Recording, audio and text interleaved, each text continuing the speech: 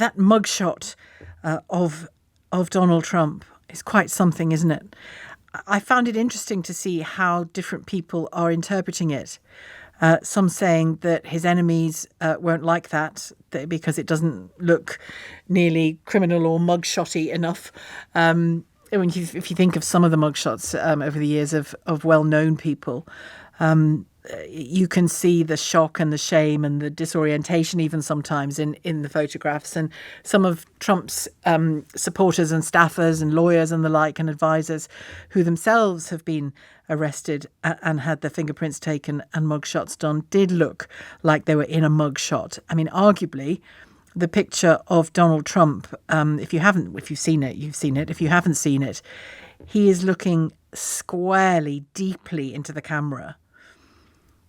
I would argue in a rather aggressive and defiant way. And if I was able, I mean, I'm not obviously accurately, but if I was able to interpret the message he wanted to get across in that photograph, and I've got no doubt he's given it thought, it would be, I dare you. I think he looks like he's saying to his detractors and the people coming at him legally, I dare you to take me on, and you see what will happen to America and to me if you take me on. And of course to them, because he regards these as politically motivated arrests. Again, you'll make your own decisions about that. So my question to you, if you haven't seen it, do take the time to find it and have a look. And if you have, what do you think? Is it good for him, that shot? Can he use it? He'll try. Is it good for him or is it bad for him? And if he does what at the moment he looks like he's going to do, which is to ride roughshod over every other Republican and end up being the candidate for presidency, barring, criminal offences and jail. Is that good for America? Is he going to be good for America?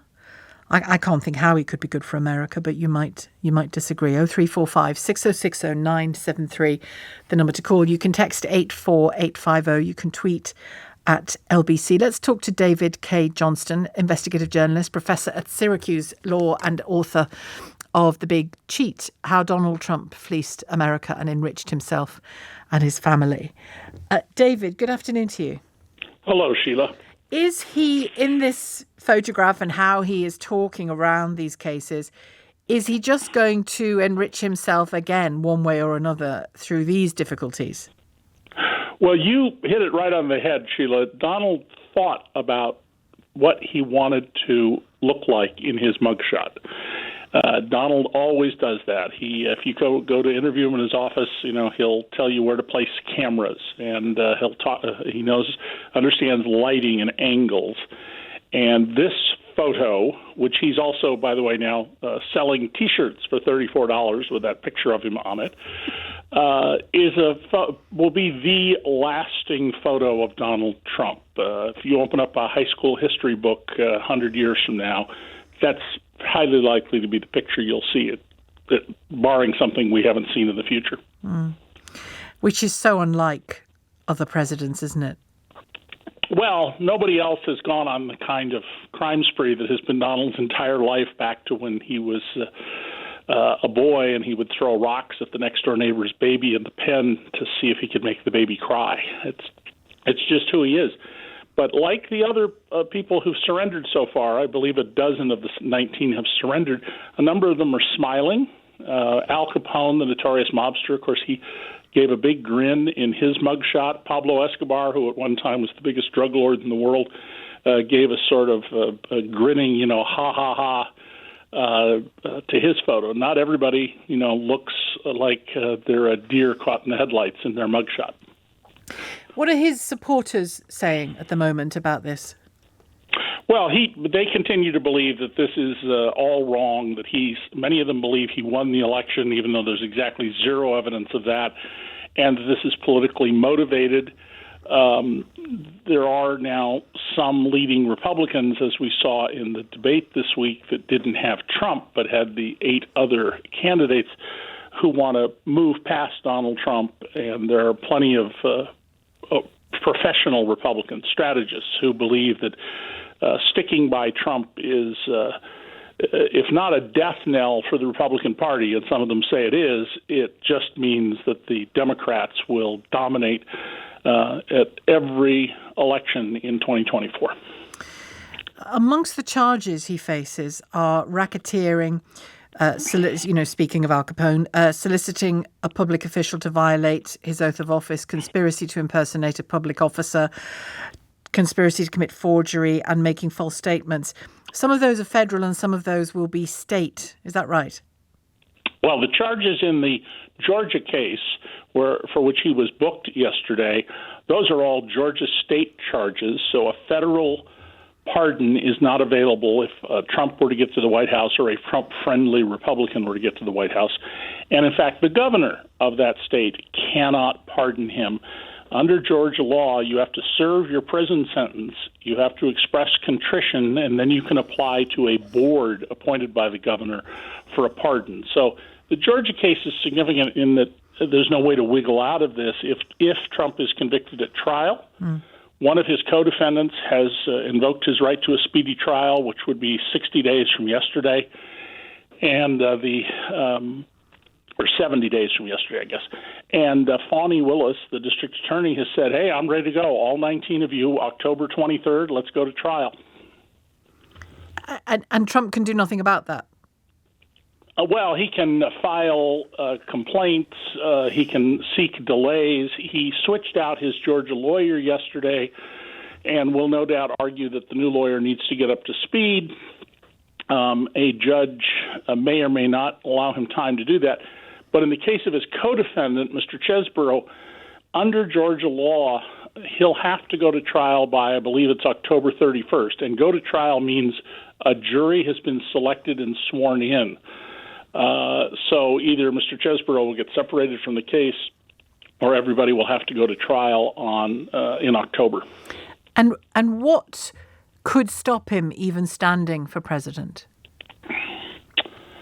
Oh, only if, and I expect this to happen, there are lawsuits brought saying that Trump has violated the 14th Amendment by giving aid or comfort to insurrectionists.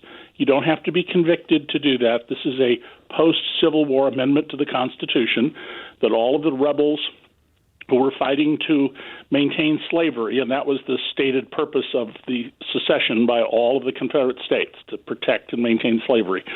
You didn't have to be convicted of any crime. If you participated in that insurrection or any insurrection, you are barred from ever holding any public office, and there will be lawsuits brought all across the country, I expect in all 50 states, asking that Trump be barred as someone who gave aid and comfort to an insurrection from appearing on the ballot. That's going to be a big legal story over the next year.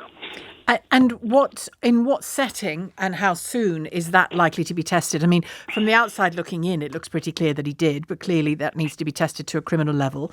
Right. And what's the schedule looking like for that? Yeah, Sheila, it doesn't need to be tested to a criminal level. Oh, doesn't it? Because whether you gave aid and comfort is not a criminal statute. It's a provision in the Constitution. Oh, right. And giving aid and comfort is a lot lower standard than actually being there. If Trump had gone to the Capitol, as he said he was going to do, and had breached the Capitol, there'd be no question. But the really good lawyers around America who oppose Trump appearing on the ballot, some of them Republicans, have said that they are going to bring these actions.